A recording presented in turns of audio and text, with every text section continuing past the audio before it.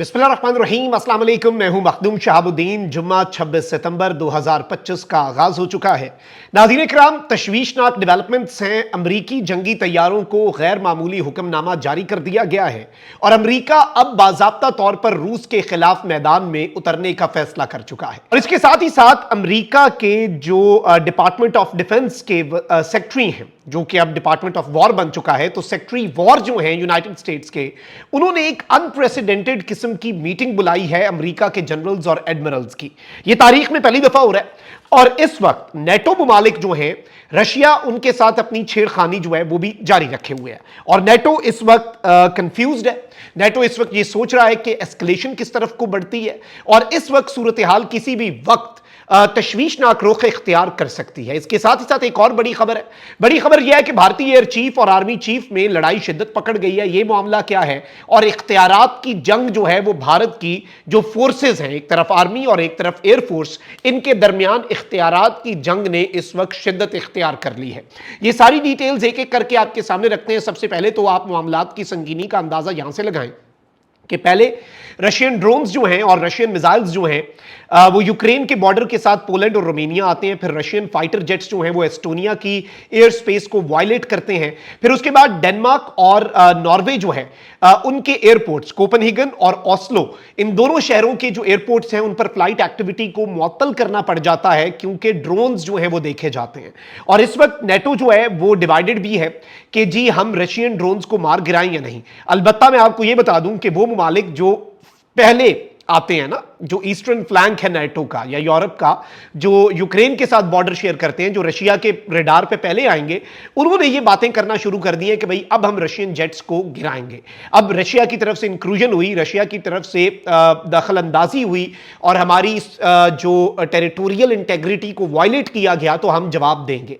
अब एक और बड़ी दिलचस्प चीज हुई है नाज़रीन इकराम के पेंटागन ने एक सीक्रेट इमरजेंसी मीटिंग जो है वो तलब कर ली है।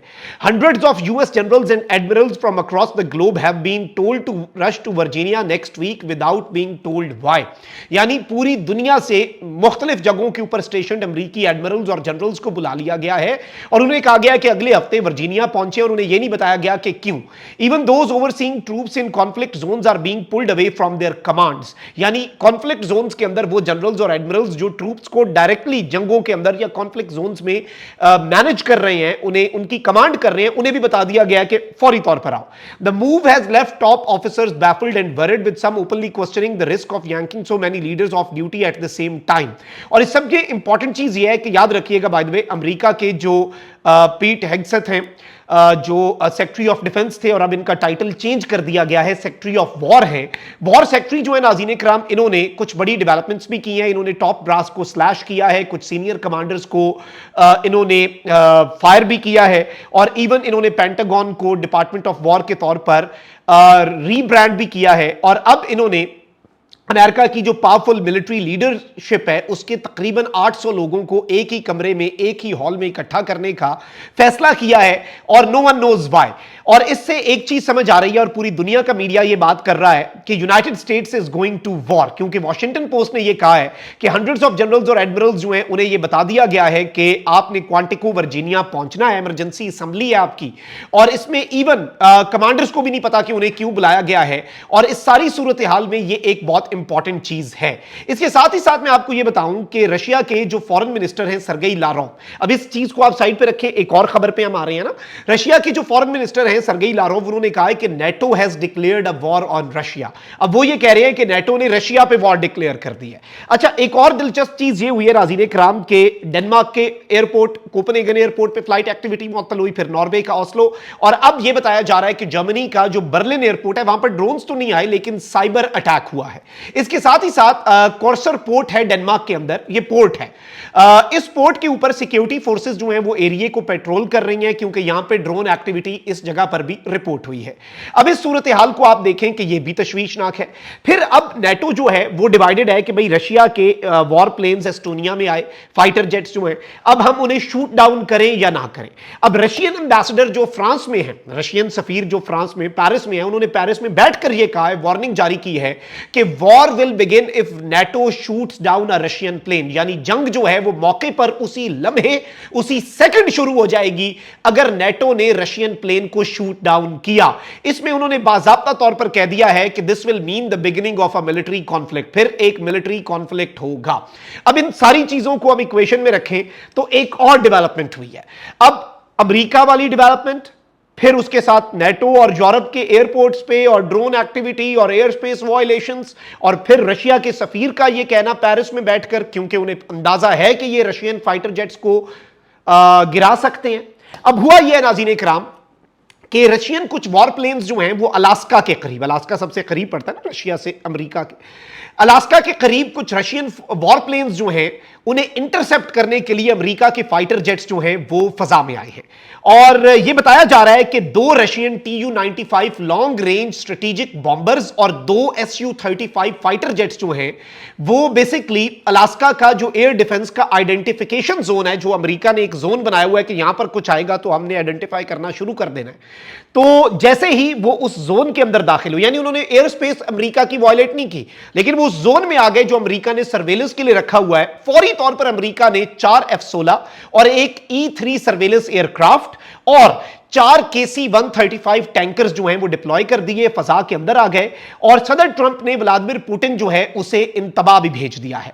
और अब ये वार्निंग जो है ये जारी करते हुए मामला जो है वो संगीन हो गया है, और इस इंतबाह की शक्ल में अमेरिकी नेवी ने एक खास एयरक्राफ्ट E-6B मर्करी को जर्मनी के रेमस्टन एयरबेस पर उतारा है। यह तैयारा न्यूक्लियर कमांड और कंट्रोल के लिए इस्तेमाल होता है, यानी न्यूक्लियर हथियारों के हुक्म चलाने और कंट्रोल करने का मरकजी जरिया।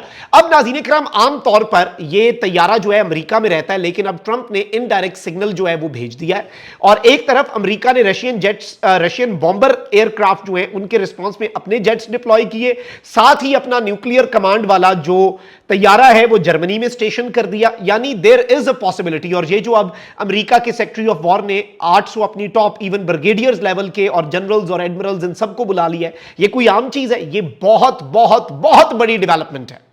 अब एक तरफ नाज़रीन किराम ये सब कुछ हो रहा है, तो ऑन दी अदर हैंड कुछ और बड़ी अपडेट्स भी हैं हमारे हमसाया मुल्क से। पहले जंग हारे, फिर आपस में लड़ रहे थे, और अब क्या हो रहा है देखिए। चाइना जो है ना, मैं आपको बताता हूं वजह क्या है, फड्डा क्या है। इससे पहले बिपिन रावत जो है उसका भी जो CDS है ना, उसका भी यही फड्डा था। अब इस वक्त भी अनिल जो इंडिया का CDS है, वो chief of defence staff retired general था, उठा के उसे ऊपर लगा दिया क्योंकि वो बीजेपी का भक्त है।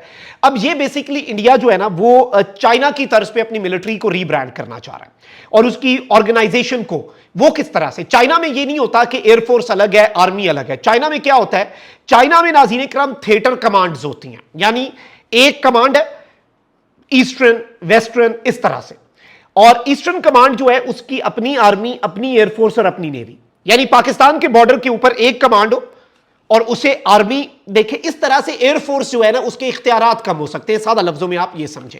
अब इंडिया बड़े अरसे से इस चीज के ऊपर काम कर रहा है, लेकिन अब एक मरतबा फिर यह बताया जा रहा है नाज़रीन किराम के इंडियन एयरफोर्स के चीफ और इंडिया के CDS जो हैं, जो चीफ ऑफ डिफेंस स्टाफ हैं, जो कि आर्मी से ताल्लुक रखते थे, ठीक है, वो आर्मी यूनिफॉर्म पहनते हैं, तो उनके दरमियान फड्डा जो है और टेंशन जो है वो राइज हो चुके हैं, क्योंकि IAF चीफ जो है उसने जो थिएटर कमांड का प्रपोजल है उसे एक मरतबा फिर रिजेक्ट करते हुए कहा कि दिस इज यूजलेस।